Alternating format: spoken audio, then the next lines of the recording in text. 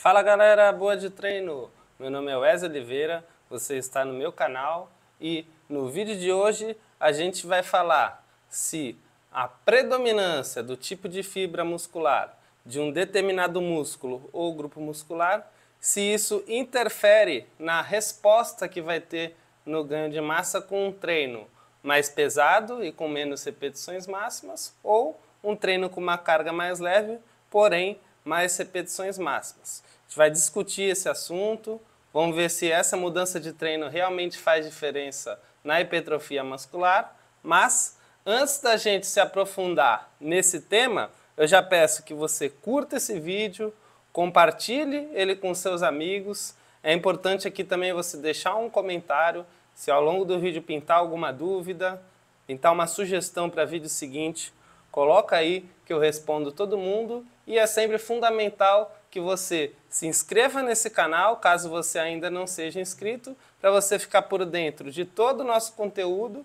Tem vídeo novo toda semana, agora quinta-feira às 20 horas, e também você ajuda assim o nosso canal a crescer. Bom, então já que a gente vai falar de treino mais leve, treino pesado, tipo de fibra muscular, vamos conceituar primeiro aqui esses pontos, principalmente os tipos de fibra muscular, né?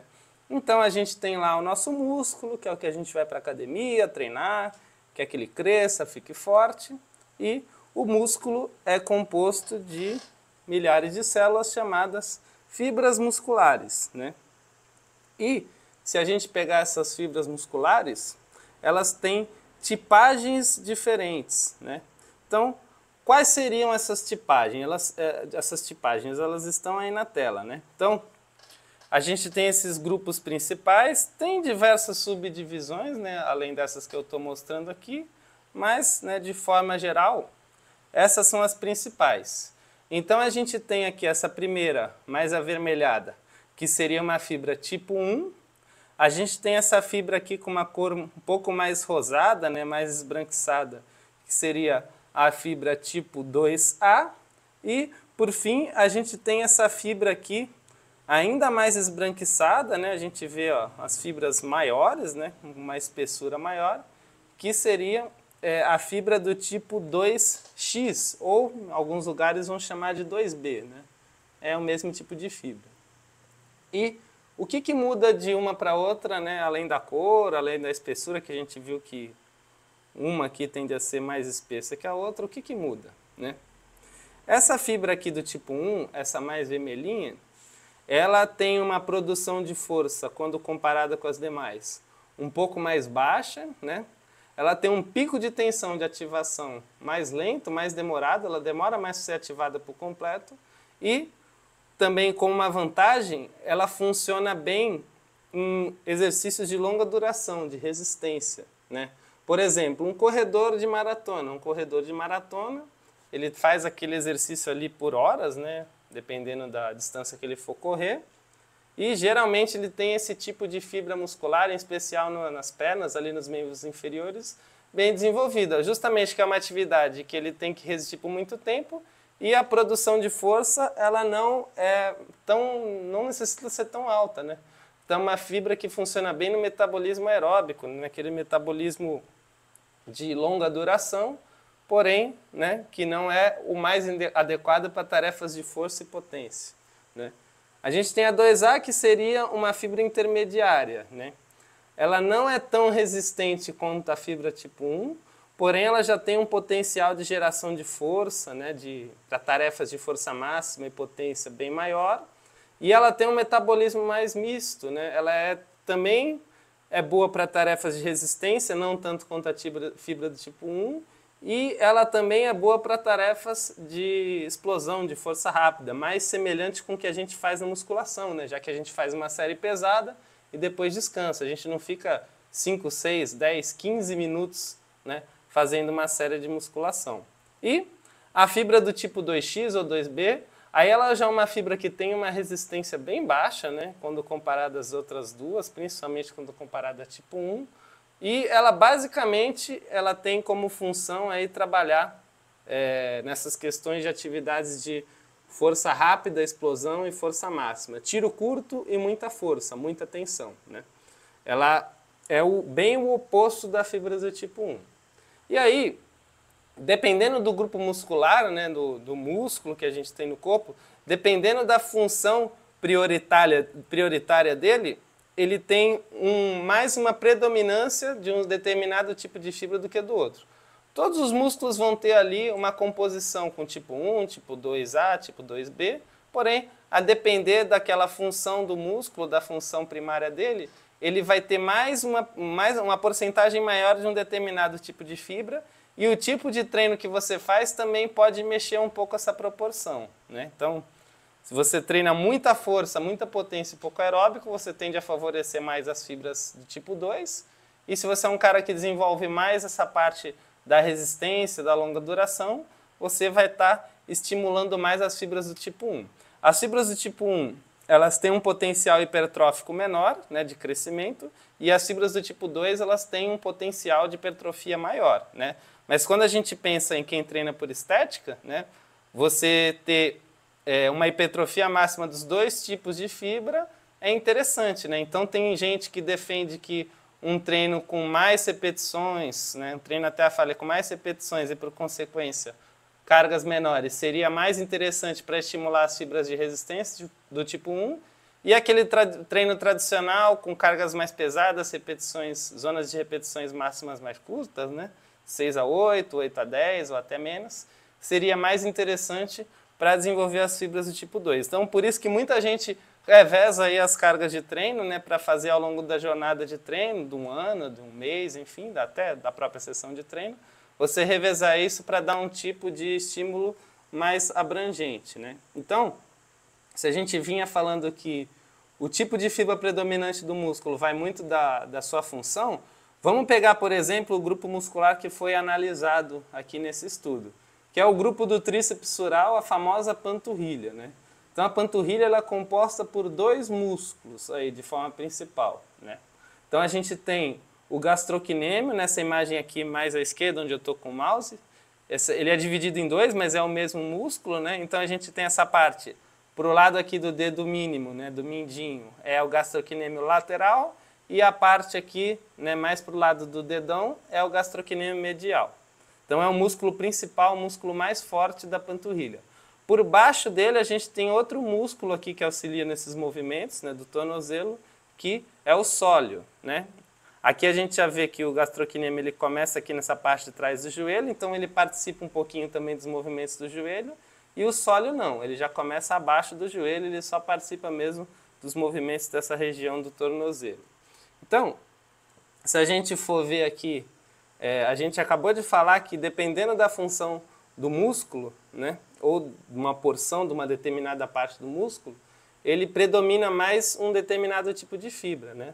Então a gente tem ali o sóleo, que é um músculo basicamente que trabalha mais em tarefas de resistência, mais em tarefas posturais, ele tem uma predominância aí do tipo de fibra do tipo 1. Então é um músculo que em tese reagiria melhor a esses treinos com repetições mais longas, mais tempo trabalhando, cargas obviamente menores e às vezes até menos tempo de descanso. Seria aquela sensação de treino de queimação, né?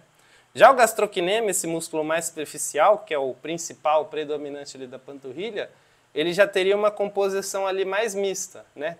Então a parte medial do gastrocnêmio, que é aquela parte mais ali, né, do lado do dedão do pé, como ele é um músculo que ajuda bastante na manutenção da postura, principalmente quando a gente está em pé, ele precisa ser resistente. Então ele tem uma predominância de fibras do tipo 1. Já o lateral, que não tem tanto essa função, mas ele é bem ativo, por exemplo, em tarefas de corrida, tarefas de salto, né? Tarefas que precisam de movimentos rápidos e explosivos, ele tem uma predominância mais do tipo 2, do tipo de produção de força, de potência. Então, se a gente pegar o gastrocnêmio como um todo, ele é um músculo misto, ele tem uma proporção ali de fibras rápidas e fibras lentas, né? Fibras lentas tipo 1, fibras rápidas tipo 2, mais balanceada, né? Então, agora que a gente já pegou esse contexto geral dos tipos de fibra, o que cada uma tem de bom e de característica, e o que se especula do efeito do treino com mais repetições ou menos repetições em cada uma delas, vamos nos aprofundar um pouco mais sobre as características do estudo em si. Então é sempre a gente bom a gente analisar bem os participantes, para a gente saber se a gente se assemelha à amostra, né, se o resultado vai ser aplicável para a gente, ou caso tu seja professor, se o resultado ele é bem aplicável para os seus alunos. Então, faixa etária, foram 26 pessoas, todos homens saudáveis, ali sem nenhum problema de saúde ou lesão importante. Eram todos adultos jovens, na casa de 18 a 35 anos, média de 23 anos. As medidas ali, parte de antropometria, era tudo estável. 1,75 de altura, 77 kg de peso, ou seja, não eram pessoas nem muito pesadas nem muito leves. E um percentual de gordura ali de 20,5, que não é nada de extraordinário, mas também não é uma pessoa obesa, né? Então aqui nível de treino deles, eles não eram atletas de nenhuma modalidade e eles estavam sem treinar musculação há pelo menos 6 meses, então eram pessoas destreinadas. Então tinha ali gente que nunca treinou, como também tinha pessoas que já treinaram, porém estavam sem treinar musculação há pelo menos 6 meses. E como a gente sabe que a parte de anabolizante ela afeta aí bastante o ganho de força e massa muscular, eles declararam não estar consumindo anabolizante ao longo aí do estudo, né, e também no período anterior, justamente para não estar confundindo aqui os resultados, né. Vamos dar uma olhadinha aqui no protocolo de treino. Então a gente já viu que o treino ele foi na panturrilha, né, e que a intenção era ver se o treino pesado melhora mais o gastrocnêmio lá, né, o lateral, que tem mais fibras do tipo 2, e se o treino leve dá uma hipertrofia melhor no solo e no gastrocnêmio medial, que tem as fibras do tipo 1. Então foi justamente isso que eles fizeram, né? Pegaram essa galera, esses 26, e compararam entre as pernas dele, né, para ver os resultados. Então uma perna fez o protocolo de treino que seria o pesado, né, uma zona de repetições máximas menor para usar um peso mais alto, mais próximo do 100%, e a outra perna fez um protocolo de treino leve, não leve de ser fácil, mas leve, a carga mais leve quando comparado ao 100% do que eles podiam fazer em cada um dos exercícios que foi utilizado, mas com uma zona alta de repetições, justamente para estar estimulando aí, em teoria, mais essas fibras do tipo 1. Então cada perna fez um tipo de treino. Já que era panturrilha, foram selecionados 2 exercícios, né? Um com o joelho esticado e o outro com o joelho dobrado. A gente sabe que o joelho esticado, o exercício de panturrilha, que é o principal, ele vai trabalhar muito bem tanto o gastrocnêmio quanto o sóleo, lembrando que o gastrocnêmio é o músculo principal, é o que tem mais potencial hipertrófico, né, que também produz mais força.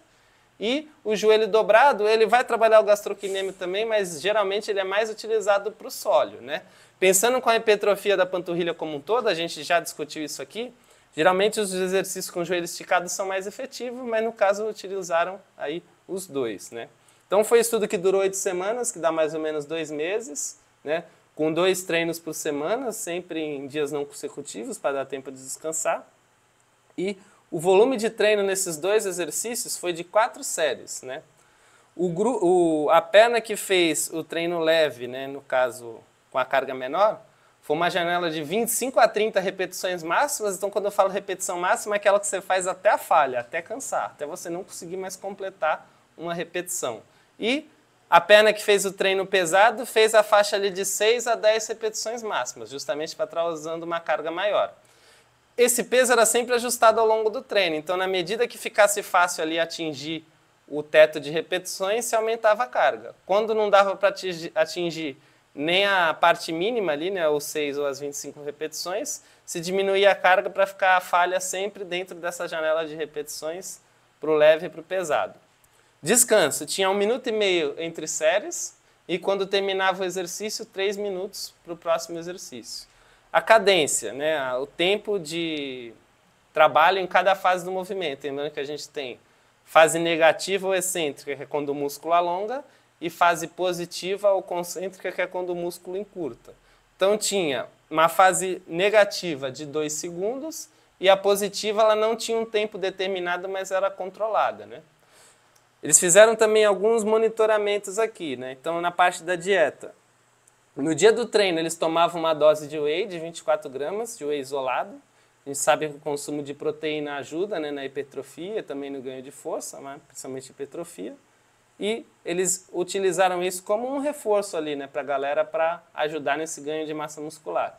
E na alimentação, a gente sabe que a alimentação é importante, mas na alimentação como um todo, pediram para a galera manter os hábitos que eles já tinham antes do estudo, né? Para simplesmente continuar se alimentando da forma que eles já faziam. E aí tiveram as medições, né? Então, medida de espessura muscular, para ver se o músculo cresceu ou não, para ver se ele hipertrofiou. Mediu ali o gastrocnêmio na parte lateral e medial, de acordo com o que a gente mostrou ali, né, anteriormente, no outro slide. Mediu também o sóleo, né, que é aquele músculo que fica por baixo do gastrocnêmio. Viu a força isométrica, ou seja, força sem movimento, força parada dos músculos da panturrilha, né? Então aqui, essa linha do tempo mostra justamente como foi feito o estudo. Então, aqui no início, recrutou a galera, fez aqui uma semana de aclimatação, para eles, né, eram pessoas que estavam destreinadas para se acostumar ali com os exercícios, como seria todo o procedimento do estudo. Aqui aconteceu a randomização, ou seja, qual perna ia fazer qual treino, qual ordem e tudo mais. E aí fez todas as avaliações que eu falei agora, né? 8 semanas de treino, quando terminou, repetiu de novo todas as avaliações para ver o que mudou na comparação desses momentos pré e pós-treino. Aqui essa tabelinha, ela mostra como foi feita a randomização dos exercícios, né? Então aqui, ó, cada dia de treino, né? Sessão 1, sessão 2, 3 e 4. Então a gente vê aqui, ó, esse strafe leg é o exercício com a perna estendida e o bench leg é o exercício com a perna dobrada. Então tinha dias que eles começavam pelo exercício com a perna esticada, né? Primeiro aquela série de 25 a 30, né? A perna que ia fazer isso, depois trocava para a perna que ia fazer o pesado, depois a mesma coisa com a perna dobrada. Aí no outro dia eles já começavam ali, né? Com a perna dobrada, pesado e leve, a mesma coisa na estendida, e isso ia sempre trocando ao longo dos dias, né? Justamente para não falar que um exercício foi feito sempre primeiro, com a galera descansada, com mais rendimento, e já, por exemplo, que o exercício com a perna dobrada tende a favorecer mais o sóleo, então não jogar ali primeiro para não prejudicar, né, o resultado da perna estendida, que é o exercício que seria o principal, e nem falar que estava beneficiando o sóleo. Então, foi feita toda essa randomização para não ter nenhum exercício aí, né, sendo beneficiado em relação ao outro. Esses foram os dois exercícios. Esse é o bench leg, né, o exercício com a perna dobrada, é a panturrilha sentada, o gêmeo sentado, como a gente chama. Provavelmente você já fez isso aí na sua academia, ou tem essa máquina lá, né? Ela pode ser com pezinho também, mas geralmente é com anilha. E esse é o exercício com a perna esticada, exercício em pé, né? Pode ser feito também com o peso do corpo, pode ser feito num leg horizontal, leg 45, tem máquina específica de panturrilha sentada com a perna esticada, enfim, pode ser feito de várias formas, né? Aqui a gente já tem os principais resultados do estudo. Então essa tabelinha, ela mostra justamente a comparação tanto aqui da espessura muscular, do ganho de massa muscular nos momentos pré e pós-treino, e também do resultado da força, pré e pós-treino. Aqui a gente tem essas primeiras 3 colunas aqui, né, após os nomes de cada grupo muscular e da força. A gente tem o REV, que é o pesado, e o light, que é o leve. Esses pontos destacados, a gente tem aqui as mudanças pré e pós, o quanto mudou de espessura muscular em milímetros e o quanto foi ganho de força, a medida aqui de newtons metros, né? A medida de torque, já que a avaliação de força foi feita naqueles aparelhos isocinéticos, né? Eu até expliquei como funciona no vídeo anterior.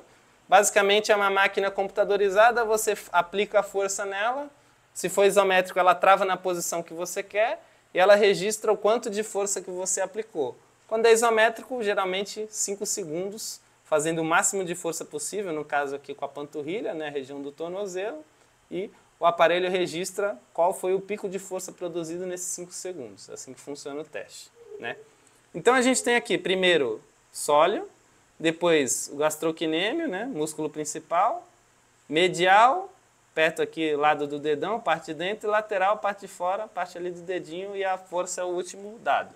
Então se a gente for pegar aqui as mudanças, a gente vê aqui, ó, 1.3, 1.5, 1.5, 1.8, 2.1, 2.3, aqui, ó, até tem nessa retangulinho vermelho aqui, comparando as condições, ó. Então, 0.2, 0.2, 0.2, favorecendo aqui o leve, e menos 1.2, ou seja, favorecendo mais aqui o pesado. Ou seja, em comparação entre os dois, a gente viu que eles ganharam, né, força e massa, Aqui a gente tem justamente as diferenças pré e pós. Aquela parte de espessura é meio difícil de interpretar, mas aqui a gente vê em porcentagem que é mais legal. Ó. Então, em média aqui, ó, 7 e 8% de ganho de massa, né, pesado e leve, né, vai ser a ordem. Então, 7% e 8% para o sólio, 8% e 10% para o gastrocnêmio medial. O gastrocnêmio lateral, arredondando, deu 13 e 15, né, foi o músculo que mais hipertrofiou, pelo menos em termos percentuais, e a força isométrica melhorou aqui 10 e arredondando 10 também. Então a gente viu que os resultados eles são bem equivalentes, por mais que a gente viu aqui o leve levando até um pouco de vantagem na hipertrofia, nos números brutos, quando faz aquela comparação estatística para ver se realmente os resultados tiveram uma diferença relevante, todo estudo tem esse tratamento de dados, a diferença ela não foi suficiente para dizer que realmente um grupo foi superior ao outro, mas deu para dizer que os dois grupos foram efetivos para melhorar a hipertrofia e força, comparando início e período pós-treino, né? Então, deu para afirmar que foi efetivo, porém na comparação entre os dois, não dá para pôr uma vantagem clara tanto para o pesado quanto para o leve, né? Então vamos pensar aqui aplicação prática. Resultado, hipertrofia e força muscular. A gente acabou de ver. Ambos os treinos produziram ganho de massa e força muscular na hipertrofia. Lembrando que a força medida foi isométrica, força parada. O treino foi dinâmico. Então a gente tem aquele princípio da especificidade. A gente melhora mais o que a gente treina de fato. Provavelmente se o teste fosse de força dinâmica, né, por exemplo no próprio exercício, eles iam ter uma melhora ainda maior, né?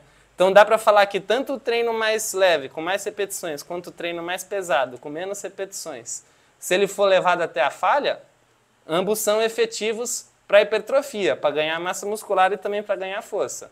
Pelo menos nesse recorte de tempo de 2 meses, né, 8 semanas, e com pessoas que tinham ali, né, sem experiência de treino, um baixo nível de treinamento, se a gente pode assim dizer, né? Lembrando que são homens adultos saudáveis, né? Hipertrofia e tipo de fibra. A gente viu que mesmo os músculos ali que predominam tipo 1, que é o sólio, o gastrocnêmio medial, ou o gastrocnêmio lateral, todo mundo respondeu bem ao treino e não dá para dizer que um treino foi melhor que o outro. Então eles responderam de forma equivalente. Curiosamente, né, tudo bem que os resultados não deram diferença estatística, mas se a gente lembrar, o que mais deu resultado de hipertrofia no grupo leve foi justamente o gastrocnêmio lateral, que em teoria tem uma proporção maior de fibras do tipo 2, que justamente responderia, em tese, melhor ao tipo de treino pesado, né? Então, como usar no treino? Minha sugestão, o que eu faço comigo e com os meus alunos. Já que a gente viu que os dois são efetivos, pelo menos nesse recorte de tempo, e na prática a gente vê bem que a panturrilha responde, é um músculo que responde bem com essas repetições mais altas, né? Geralmente ali os outros músculos a gente treina na casa de 6 a 8, 8 a 10, 12, 15 no máximo, né? Tem gente que trabalha com mais, mas o mais comum é essa zona de 6 a 10 extrapolando um pouco para 15. A panturrilha, assim como o abdômen, é um músculo que a galera às vezes treina 30, 40, 50 repetições, pausa isométrica e tal. Eu também gosto, então o que eu sugiro e o que eu aplico para mim e para os meus alunos? Pega um período ali, 1 mês, 2 meses, trabalha uma carga mais alta, depois, né, zona de repetições mais baixa. Depois trabalha uma intermediária, na casa ali, por exemplo, dos 11 a 15, e pega um outro período para trabalhar ali com muitas repetições, sempre buscando o teu limite, né? Principalmente para quem já tem experiência no treino. Outra brincadeira que você pode fazer, já trabalhou um período com todas elas, pega no mesmo treino, né? Faz uma série pesadona, depois pode fazer um drop, já diminui um pouco, faz mais repetições, pode fazer outro drop e trabalhar com mais repetições ainda, pode começar com carga, depois trabalhar sem carga, pode começar com exercício com a perna dobrada, depois trabalhar com a perna esticada, enfim. Já que parece que todas as zonas funcionam bem desde que sejam idas ali até a falha, até o limite, trabalha com todas que na dúvida você já abrange ali, né, todos os tipos de fibra. Lembrando que nesse intervalo, nessa amostra, não é muita diferença, mas não quer dizer que num período de tempo maior, né, sei lá, 6 meses, 1 ano, 2 anos, 3 anos, que realmente não aconteça essa tese de que o treino com mais repetições seja melhor para as fibras tipo 1, que é a predominância de algum desses músculos. Então, na dúvida, monte um sistema de treino que forneça todos esses estímulos de forma balanceada e veja como seu corpo responde. Se estiver respondendo bem, você mantém, se não, você troca. Prioriza ali mais pesado, vê se respondeu. Respondeu, continua. Não respondeu, troca por mais leve. Fazendo um treino bem feito, com hidratação, descanso e nutrição adequada, você vai ter resultados sem dúvida. Beleza? Bom, então esse foi o vídeo de hoje. Comenta aí se você já sabia desses resultados, como é que você treina a panturrilha, se pintou alguma dúvida ou sugestão para outro vídeo. Não se esquece de se inscrever aqui no canal para ficar por dentro de tudo. Quinta-feira, na próxima semana, às 20 horas, tem mais vídeo novo aqui para vocês, beleza? Então a gente se vê lá. Valeu, um abraço, bons treinos e bons estudos para todos vocês.